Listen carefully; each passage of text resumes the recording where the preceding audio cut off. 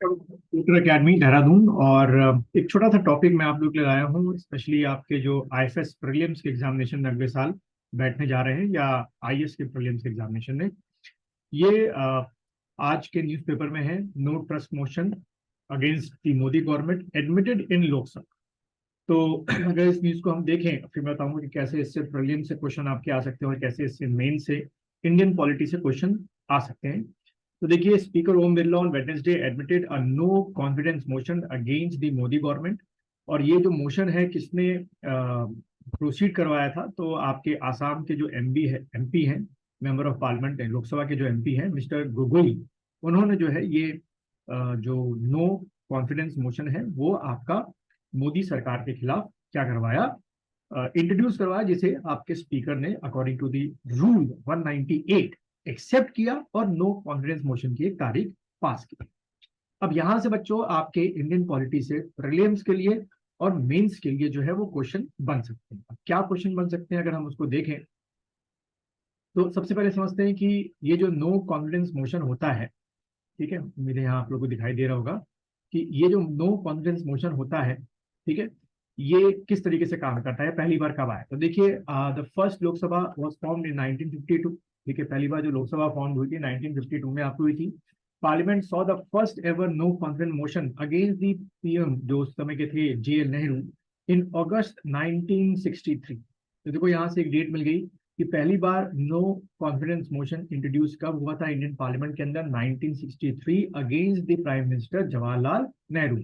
और ये मोशन 1963 में कौन लेके आए थे? आचार्य जेबी कृपलानी जो थे, वो ये मोशन को लेके आए थे। ठीक है, और टोटल इस मोशन को, जो नो कॉन्फिडेंस मोशन होता है, इसको गवर्नमेंट के अगेंस्ट में शुरू करने के लिए मिनिमम 50 लोकसभा जो मेंबर्स हैं उनका सपोर्ट चाहिए होता है। ये ध्यान रखना, क्वेश्चन पूछते हैं कितने मेंबर्स का मिनिमम, 50। तो उस समय 62 वोट्स जो हैं वो पड़े थे अगेंस्ट, मतलब in favour of the no confidence motion, और नो कॉन्फिडेंस मोशन के अगेंस्ट में 347 पड़े।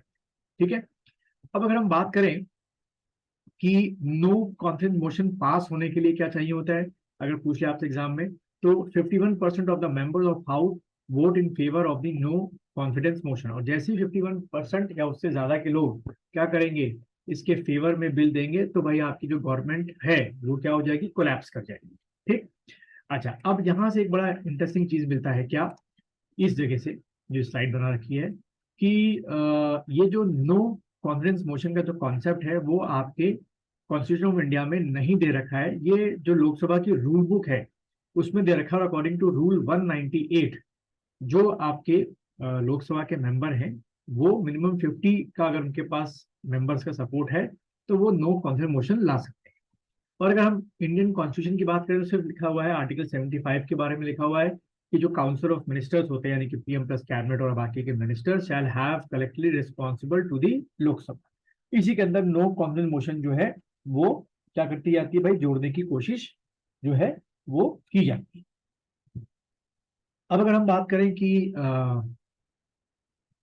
ये आर्टिकल जो रूल है लोकसभा का, रूल नंबर 198 पैरा 2, कि स्पीकर जो है वो कहता है कि भाई जो लोग नो कॉन्फिडेंस मोशन शुरू करना चाहते हैं तो 50 लोग मिनिमम मिनिमम चाहिए, अपनी सीट से खड़े हो जाए।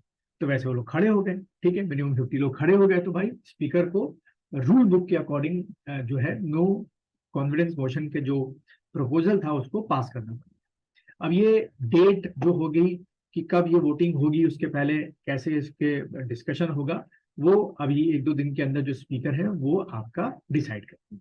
ठीक है, तो ये कुछ ऐसा क्वेश्चन है जो आपके एग्जाम में, प्रीलिम्स में या मेंस के एग्जाम में बच्चों क्या हो सकता है, आपके एग्जाम में आ सकता है।